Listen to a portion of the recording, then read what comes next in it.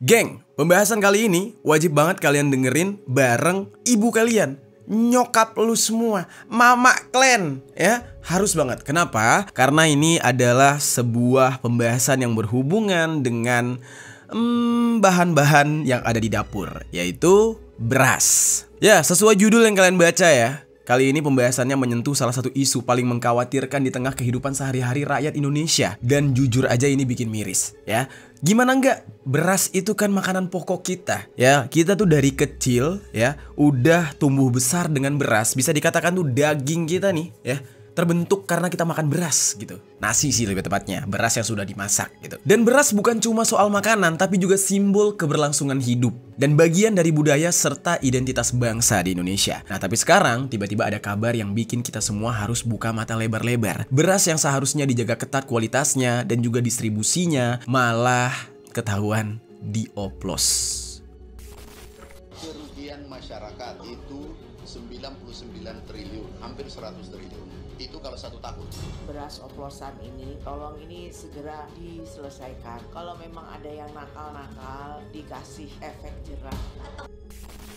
Dan yang lebih bikin geramnya lagi adalah kasus ini terungkap bukan dari laporan masyarakat, tapi justru dari hasil inspeksi langsung dari Menteri Pertanian. Bayangin geng, selama ini kita belanja beras di pasar, di warung, bahkan di swalayan yang kita anggap paling terpercaya gitu ya, tanpa tahu kalau bisa aja beras yang kita makan itu adalah campuran dari beras berkualitas rendah, beras rusak, bahkan beras lama yang udah nggak layak konsumsi. Parahnya lagi, itu semua dijual pakai label premium dengan harga tinggi, seolah-olah quality controlnya udah bagus banget dan membuat ya masyarakat merugi ya secara kesehatan, secara gizi. Dan di saat daya beli masyarakat Indonesia semakin menurun, di saat harga kebutuhan pokok juga terus naik, dan di saat perekonomian kita sedang berjuang keras buat bangkit, ternyata ada oknum yang tega-teganya mengambil keuntungan dari kebutuhan paling mendasar masyarakat Indonesia, yaitu beras.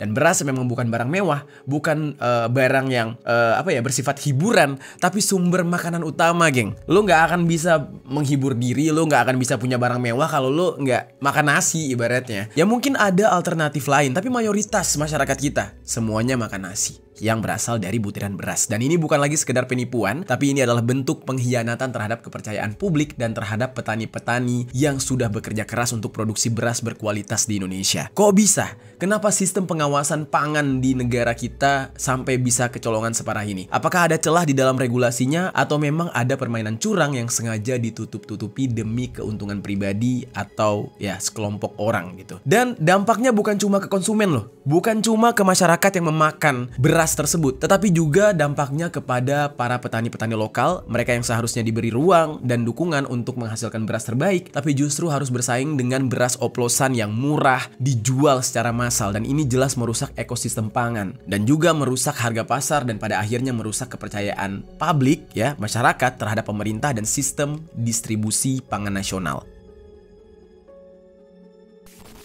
Nah, di video ini kita bakal bahas semua aspek dari kasus beras oplosan ini, mulai dari kronologinya, siapa saja pihak yang terlibat, dan celah pengawasan yang bikin praktik ini bisa lolos, sampai dampaknya juga terhadap ekonomi rakyat dan masa depan ketahanan pangan Indonesia. Karena kalau beras aja bisa dimanipulasi, pertanyaannya, apalagi geng yang bakal dikorbankan demi keuntungan di negara ini? Semuanya kok serba curang gitu ya. Apalagi yang belum curang ya, gue belum... Gila. Oke, langsung aja kita bahas secara lengkap kasus ini. Halo geng, welcome back to Kamar Jerry.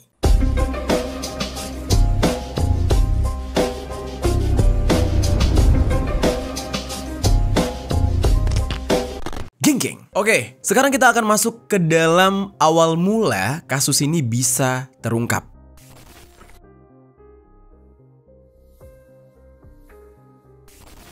Jadi geng, semua bermula sewaktu Menteri Pertanian yang bernama Andi Amran Sulaiman memutuskan untuk turun langsung ke lapangan. Bukannya cuma duduk manis di kantor, beliau ini memilih untuk ngecek sendiri kondisi beras yang dijual ke masyarakat. Nah, jadi Menteri Amran ini nyamperin beberapa pasar atau retail modern yang menjual beras kemasan. Dan di sana beliau memeriksa produk satu persatu, mulai dari kualitas butiran beras, takaran isi, sampai label kemasan. Dan di titik ini muncul berbagai kejanggalan, yaitu ada beras yang diklaim diklaim seberat 5 kg tapi pas ditimbang cuma 4,5 kg. Terus banyak merek yang tulisannya beras premium padahal penampakannya jauh dari standar premium. Dan yang terakhir, ditemukan campuran beras lama yang udah patah, udah rapuh dan berwarna kusam. Nah, temuan lapangan ini nggak berhenti di situ aja, geng. Tim dari Satgas Pangan itu ikut mendampingi dan mereka langsung ngecek atau ngambil sampel untuk investigasi lanjutan. Dan hasilnya 212 merek beras. Wah, 212 nih ya. 212 merek beras ya diperiksa dan banyak yang terbukti melanggar mutu, takaran, dan melampaui harga eceran tertinggi atau HET. Jadi modus ini memungkinkan oknum mendapatkan keuntungan besar dengan selisih harga 2.000 hingga 3.000 per kilogramnya dan benar-benar menyesatkan konsumen serta mengacaukan sistem distribusi beras nasional. Gak pakai lama, Menteri Amran itu langsung melaporkan semua temuannya ini ke Kapolri dan Jaksa Agung, lengkap dengan data merek-merek yang bermasalah tersebut. Gila banget ya, geng ya. Merek besar loh, perusahaan besar, brand besar gitu, ternyata masih berbuat curang. Nah, tujuan Pak Menteri ini untuk melaporkan brand-brand tersebut jelas untuk meminta penindakan hukum yang tegas. Dan menurut Eliza Mardian, yaitu seorang peneliti dari KOR Indonesia, praktik pengoplosan beras ini bukan sekedar kejahatan dagang, melainkan bisa menjadi ancaman nyata terhadap ketahanan pangan. Nah, beliau menyebutkan pengoplosan beras stabilisasi pasokan dan harga pangan atau SPHP ke dalam beras premium itu menyebabkan ketimpangan distribusi yang berujung pada ketersediaan pangan yang tidak merata. Dia juga bilang, permasalahan utamanya itu dimulai dari praktik pengoplosan beras SPHP dengan beras premium. Ini mengurangi stok di segmen beras medium yang seharusnya ditujukan untuk masyarakat berpendapatan menengah ke bawah. Nah terus geng, setelah Menteri Pertanian yang bernama Andi Amran Sulaiman melakukan inspeksi dan menemukan 212 merek beras yang gak sesuai standar, ternyata ada temuan yang lebih mengejutkan lagi nih, yaitu terkait pengusaha besar yang diduga terlibat langsung di dalam praktik pengoplosan beras ini. Selama ini yang kita dengar ya, pengoplosan, kecurangan, timbangan itu kan di pasar-pasar kecil gitu ya, yang iseng-iseng gitu. Ini malah pengusaha besar. Dan apa yang terjadi sebenarnya? Jadi, Menteri Pertanian Amran ini menyebutkan bahwa salah satu pengusaha besar sudah diperiksa oleh penegak hukum pada tanggal 10 Juli tahun 2025. Meski identitasnya belum diungkap ke publik, Pak Amran ini menegaskan bahwa proses hukum sedang berjalan dan koordinasi dengan Kapolri, Kejaksaan Agung, dan Satgas Pangan sudah dilakukan. Kenapa ini penting? Ya karena keterlibatan pengusaha besar menunjukkan bahwa praktik oplosan ini bukan cuma ulah pedagang kecil, tapi bisa jadi bagian dari jaringan bisnis yang lebih besar. Ini bukan cuma soal pelanggaran mutu, tapi juga soal manipulasi sistem distribusi pangan nasional yang bisa merugikan masyarakat sampai dengan 99 triliun rupiah per tahun. Pak Amran ini juga bilang kalau ini terjadi selama 10 tahun bisa sampai 1 kuadriliun kerugiannya. Nah bahkan, Pak Amran ini mengibaratkan ini seperti membeli emas 24 karat namun yang diterima oleh si pembeli cuma 18 karat. Nah apa aja yang mereka lakukan? Nah jadi perusahaan-perusahaan ini diduga menjual beras bermerek dengan label premium padahal isinya adalah campuran beras medium atau kualitas rendah. Jadi dicampur tuh. Yang seharusnya mereka jual murah karena ada label premium, mereka malah jual mahal. Wakil Direktur Tindak Pidana Ekonomi Khusus dari Bareskrim Polri sekaligus Wakasatgas Pangan yang bernama Kombes Pol Zain Dwi Nugroho itu menyebutkan saat ini harga beras medium nasional masih di atas harga eceran tertinggi atau HET dan ditemukan beras yang tidak sesuai mutu maupun berat kemasan. Jadi Pak Zain ini bilang kalau beras saat ini khususnya beras medium nasional masih di atas harga HET dan terjadi kenaikan kemudian dari temuan Pak Amran Sulaiman di mana 212 merek beras premium dan medium hasil pemeriksaan di 13 lab di 10 provinsi ditemukan tidak sesuai dengan mutunya. 55,56% beras premium tidak sesuai mutu, 59,78% dijual di atas harga eceran tertinggi, dan 21%-nya beratnya nggak sesuai. Gila, curangnya seampun-ampun. Nah, Pak Zain ini juga mengungkapkan pihak mereka sudah memanggil 7 perusahaan besar yang diduga memproduksi beras premium dan juga medium yang bermasalah. Dan saat ini udah ada 5 perusahaan yang menjalani pemeriksaan. Dan prosesnya masih berlangsung sampai saat ini. Nah, jadi itu awal mula gimana terbongkarnya kasus dugaan beras oplosan ini, geng. Sekarang kita bakal masuk ke dalam penyelidikan kasus beras oplosan dan perusahaan yang terlibat.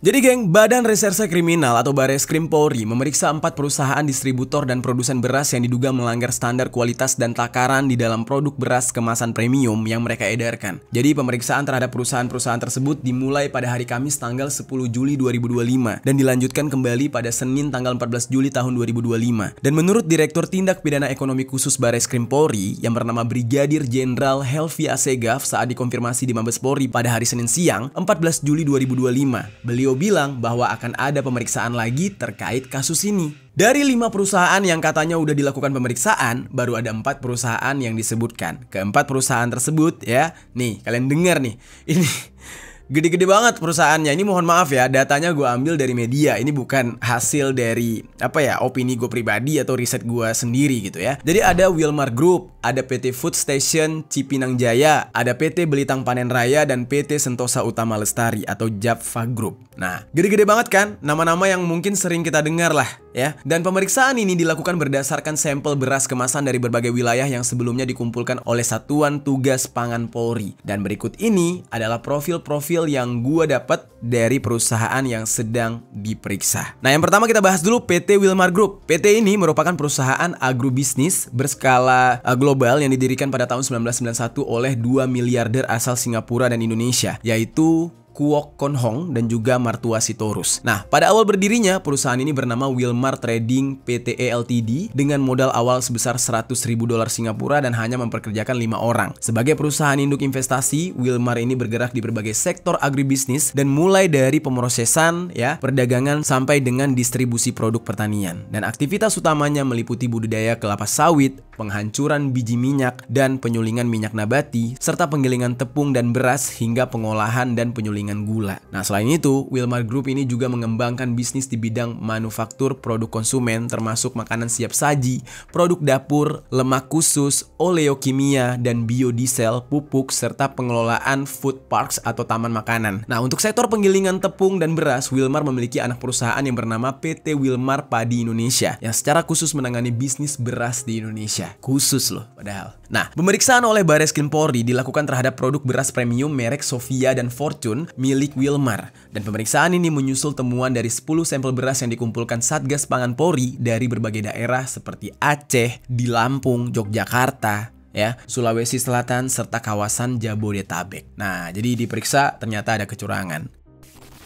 Selanjutnya geng, ada dari perusahaan PT Food Station Cipinang Jaya. Jadi PT yang satu ini merupakan badan usaha milik daerah atau BUMD milik pemerintah Provinsi DKI Jakarta. Perusahaan ini bergerak di bidang distribusi dan penjualan bahan pangan serta menyediakan jasa pergudangan, resi gudang, pertokoan, dan pengangkutan khususnya untuk komoditas beras. Nah, dilansir dari laman resmi mereka, Food Station ini memiliki peran utama sebagai pilar ketahanan pangan di wilayah DKI Jakarta dan sekitarnya. Selain itu, perusahaan ini juga menjadi pusat perdagangan beras dan juga pangan pokok untuk skala antar daerah ataupun antar pulau, sekaligus menjadi instrumen pengendali harga beras di Indonesia. Nah, pengaruhnya cukup kuat nih PT. Dan harga beras dari Food Station ini sering dijadikan acuan nasional, mencerminkan kondisi dan isu beras secara nasional gitu. Di dalam kasus dugaan manipulasi beras ini, PT Food Station Cipinang Jaya diperiksa terkait sejumlah merek yang mereka distribusikan. Di antaranya ada Alfa Midi Setra Pulen, terus ada beras premium Setra Ramos, beras Pulen Wangi, Food Station, terus ada Ramos Premium, Setra Pulen, dan Setra Ramos. Nah, pemeriksaan ini dilakukan setelah Satgas Pangan Polri mengambil 9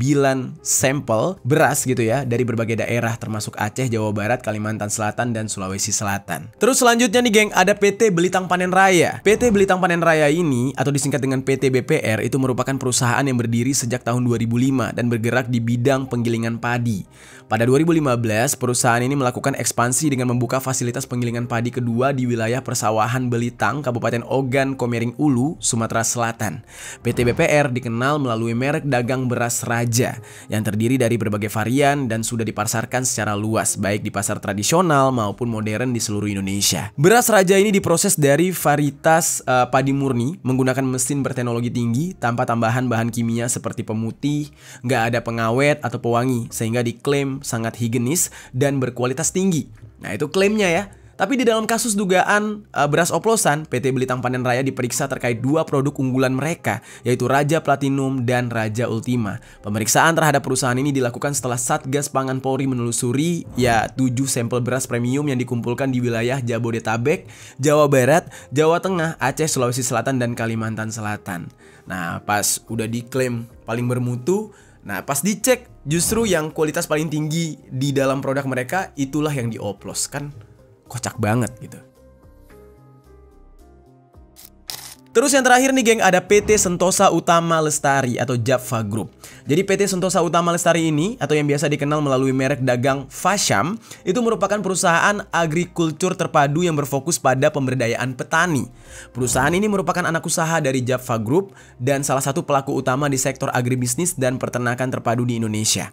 Dalam operasionalnya, PT Sentosa Utama Lestari memiliki cakupan luas mulai dari produksi pakan ternak, budidaya ayam, pengolahan daging ayam, sampai distribusi produk-produk berkualitas tinggi ke berbagai wilayah di Indonesia. Dan di dalam kasus dugaan pelanggaran mutu dan takaran beras, PT Sentosa Utama Lestari turut dipanggil oleh Bareskrim Polri. Pemeriksaan dilakukan terhadap produk beras premium punya mereka yang bermerek Ayana yang diproduksi oleh perusahaan ini. Dan langkah ini diambil setelah Satgas Pangan mengambil 3 sampel beras di wilayah Jabodetabek dan Yogyakarta untuk dianalisis lebih lanjut. Sejauh ini ya geng, dari sumber-sumber yang gue temukan ya, baru ada 4 perusahaan dan yang satunya masih belum ditemukan. Terus informasi terbarunya nih geng, saat ini sudah ada 6 perusahaan yang sedang dalam pemeriksaan, termasuk keempat perusahaan yang tadi gue sebutkan. Namun gue juga nggak menemukan profil dari perusahaan lain tersebut. Selanjutnya ada juga nih geng, klaim dari PT Sentosa Utama Lestari selaku anak perusahaan PT Japfa Confit Indonesia. Jadi, Kepala Divisi Unit Berat PT SUL Carmen Carlo Ongko itu mengklaim dalam menjalankan operasional bisnis, pihak mereka memastikan bahwa seluruh proses produksi dan distribusi beras dijalankan sesuai dengan standar mutu dan regulasi yang berlaku, katanya. Nah, dia bilang kalau pengawasan internal mereka itu dilakukan secara berkala dan juga ketat, termasuk dalam aspek takaran, kebersihan, serta pelabelan produk. Dia juga bilang bahwa pihak mereka yaitu PT SUL tadi tetap terbuka terhadap evaluasi dan tetap secara rutin melakukan langkah perbaikan. Dan Carmen ini juga bilang PT SUL menghormati dan mendukung penuh proses yang sedang dilakukan oleh pihak berwenang karena dinilai penting untuk menjaga kepercayaan publik terhadap rantai pasok pangan nasional. Dia juga mengklaim bahwa mereka ini menjunjung tinggi nilai-nilai integritas dan kepatuhan hukum. Dan Carmen juga mengklaim bahwa mereka sudah dan akan terus bersikap kooperatif dalam memberikan informasi dan data yang dibutuhkan oleh tim Satgas Pangan Nasional, geng.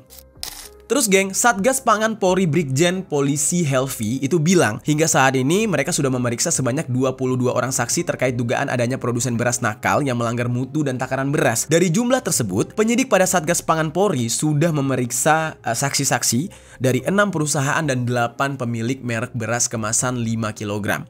Tapi nih geng, nama-nama itu nggak diungkapkan di media. Aneh banget ya. Coba kalau misalkan yang berurusan kayak gini orang-orang kecil gitu ya maling-maling ayam gitu, kayaknya mukanya juga nggak disensor, bahkan digebukin gitu. Tapi kalau orang-orang besar gini, identitasnya disembunyikan gitu, nggak dipermalukan, dan mereka ya kalaupun ditangkap ya udah pas bebasnya ya aman-aman aja, tidak ada sanksi sosial. Dikatakan bahwa pemeriksaan yang dilakukan oleh polisi ini untuk pendalaman ada atau tidaknya perbuatan melawan hukum atas dugaan penjualan beras dalam kemasan yang tidak sesuai komposisi yang tertera pada kemasannya. Nah, Brigjen Pol Helvi mengungkapkan kalau penyidik kembali melakukan pemeriksaan dan saksi yang dipanggil adalah 25 pemilik merek beras kemasan 5 kg. Dan terkait apa aja merek beras tersebut, ya beliau tidak membeberkannya di media. Terus geng, anggota Komisi 4 DPR yaitu Pak Riono Caping itu juga menyesalkan maraknya kasus beras oplosan yang menimbulkan kerugian luar biasa sampai dengan 99 triliun rupiah per tahun. Menurut beliau, beras oplosan tidak hanya merugikan konsumen tapi juga mencederai perjuangan para petani di Indonesia. Beliau juga bilang ini sangat-sangat merusak dan tidak hanya merugikan konsumen tapi juga petani yang sudah berusaha menghasilkan beras berkualitas tinggi. Nah, begitulah kira-kira nih geng ya, hasil penyelidikan kasus beras oplosan dan perusahaan yang terlibat serta profil dari para produsen beras yang diduga kuat menjadi pengoplos. Serta ada juga pendapat dari PT Sentosa Utama Lestari dan timbullah pertanyaan ya, kenapa bisa hal ini terjadi? Mengoplos beras yang mana itu merupakan bahan pokok, bahan yang kita konsumsi setiap harinya. Ada beberapa faktor nih geng yang bisa kita bahas. Sekarang kita masuk nih ya ke dalam faktor-faktor tersebut.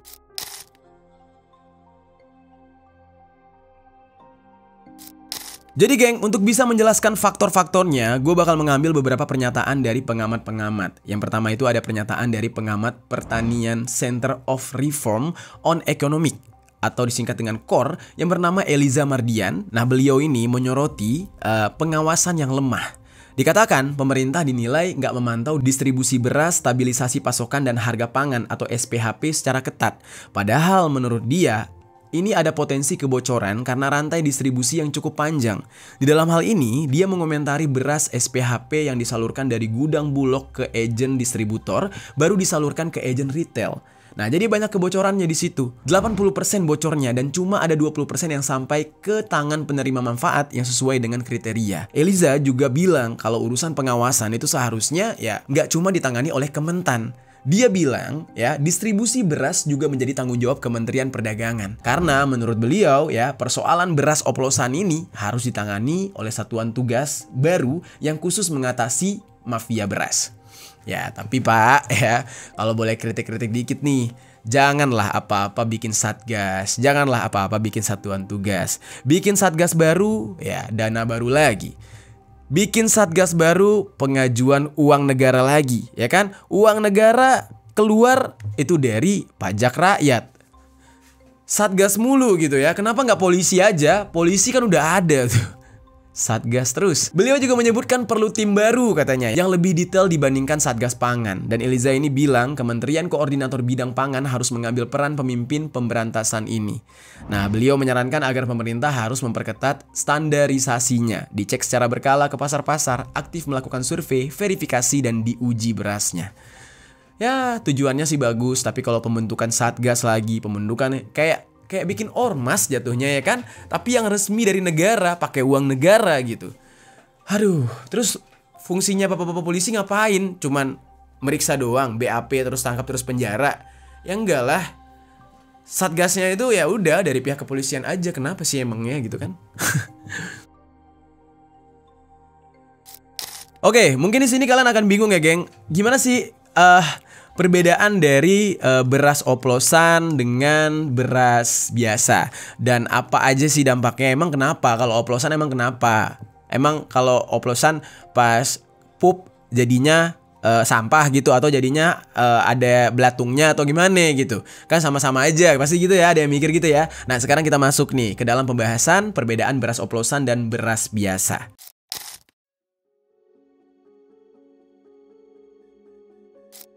Jadi geng, ahli teknologi industri pertanian IPB University ya, Profesor Tajuddin Bantacut ya. Beliau ini menjelaskan bahwa beras oplosan itu berarti berasnya udah dicampur dengan bahan lain. Ya namanya juga oplosan ya kan, kayak minuman oplosan aja udah pasti dicampur dengan bahan lain gitu. Dan menurut Pak Tajuddin ini, pada Minggu tanggal 12 Juli ya, beliau ini membeberkan 3 jenis pencampuran atau oplos di dalam konteks beras yang memiliki makna yang berbeda.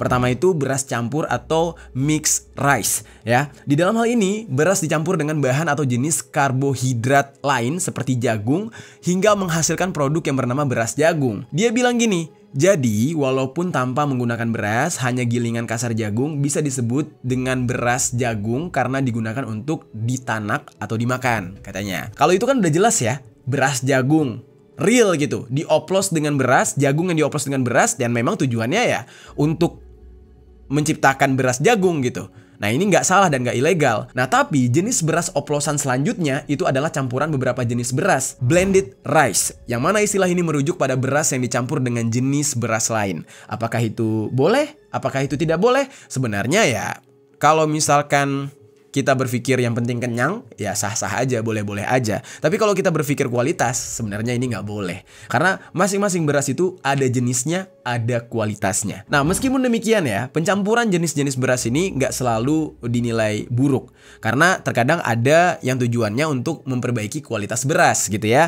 Dari beras yang kurang bagus dicampur dengan yang bagus, namun yang bagusnya itu lebih banyak. Nah, itu biasanya untuk menaiki kualitas beras itu. Contohnya nih, jenis beras jasmin yang dihasilkan dari campuran beras dan menir jasmin, yaitu mendapatkan aroma dan tekstur lebih baik daripada beras biasa. Terus, beliau juga memberikan contoh, yaitu beras rojolele, beras pandan wangi. Mahal, teksturnya, aromanya, rasanya bagus. maka ditambahkan menirnya ke beras yang biasa sehingga teksturnya masih bagus sesuai dengan keinginan. Nah, yang selanjutnya jenis ini dia sebut dengan special rice yang sama sekali tidak menurunkan kualitas daripada beras tersebut. Nah, terus yang terakhir, ada jenis beras oplosan atau beras yang dipalsukan, merujuk pada beras yang dicampur dengan bahan lain yang tidak seharusnya ada di dalam beras asli. Misal nih, beras plastik yang juga sempat ramai dibicarakan beberapa tahun lalu, atau jenis beras berkualitas rendah yang seharusnya tidak diklaim dengan mutu baik pada kemasannya. Ya contohnya misalkan beras kualitas rendah, ya bikin aja gitu beras kualitas rendah tulisannya dan harganya jauh lebih murah, tapi ini enggak, di kemasannya malah dimanipulasi gitu. Nah, itu yang disebut dengan oplosan curang dan diklaim beras premium tetapi ditambahkan bahan lain atau beras dengan kualitas lebih rendah dan dikatakan kualitasnya tinggi atau dilabeli dengan kualitas tinggi. Itu adalah penjelasan dari beras oplos menurut Profesor Tajudin Bantacut. Ciri-cirinya tuh gimana, geng? Beras oplos itu. Dan masih menurut Profesor Tajudin nih ya, ada beberapa ciri-ciri yang dapat terlihat saat kita membedakan beras oplos dan beras alami. Yang pertama, itu warnanya tidak seragam. Jadi kita ngelihatnya ya, dalam satu kemasan itu ada butiran beras putih cerah bercampur dengan yang kusam. Atau kemungkinan bisa jadi itu beras yang dioplos ya. Yang kusam itu yang kualitas rendahnya. Terus selanjutnya, ukuran butirannya tuh bervariasi karena beras asli biasanya seragam, sedangkan beras oplosan itu bercampur dengan bulir-bulir panjang pendek, besar kecil. Selanjutnya, ya dari aromanya, beras tersebut kalau dicium ada bau mencurigakan seperti bau apek, kimiawi, atau nggak segar. Nah, itu patut dicurigai, geng, karena aromanya berbeda dari aroma alami beras yang baru. Nah, selanjutnya nih, geng, ya, nasi lembek. Ibaratnya tuh berasnya udah dimasak tapi kayak wah cair gitu. Nasi dari beras oplosan biasanya tidak pulen, cepat basi dan terlalu lengket. Nah, mungkin kalian pernah nemuin tuh kasus kayak gitu. Nah, terus yang terakhir ada benda asing saat dicuci. Jadi kayak kalian lagi cuci beras tuh kayak muncul ada serpihan plastik, serbuk putih atau partikel-partikel lain saat dicuci. Dan itu juga patut untuk dicurigai. Nah, jadi buat kalian nih ya, ini kalian harus sampaikan ke orang tua kalian, sampaikan ke ibu kalian. Kalau memilih beras, kalau memang tujuannya pengen kenyang doang, ya sudahlah ya. Tapi kalau memang mau mencari beras berkualitas, ya harus banget nonton video ini dan kalian harus banget paham alurnya, apa yang terjadi dan cara membedakan beras berkualitas dengan beras oplosan tadi. Oke geng, itu dia pembahasan kita kali ini terkait dugaan kasus ya beras oplosan. Dan gimana menurut kalian, apakah negara kita makin mengkhawatirkan atau justru ini adalah ya sebuah langkah yang semakin baik karena semakin banyak kecurangan yang ketahuan gitu. Kan bisa aja kebalikannya ya. Semakin banyak kejahatan-kejahatan atau kecurangan yang ketahuan, terpublish, itu artinya kinerja pemerintah kita untuk memberantas kecurangan semakin membaik. Bisa aja kan. Kalau dulu-dulu tuh kayak gak kedengeran nih ada kasus-kasus kayak gini. Ya bukan berarti gak ada, bisa jadi ada tapi pemerintahnya atau otoritas-otoritas yang berwenangnya tidak bekerja untuk memberantas atau membongkar ini semua. Iya gak sih? Coba deh menurut kalian lebih setuju yang mana? Coba tinggalkan komentar di bawah.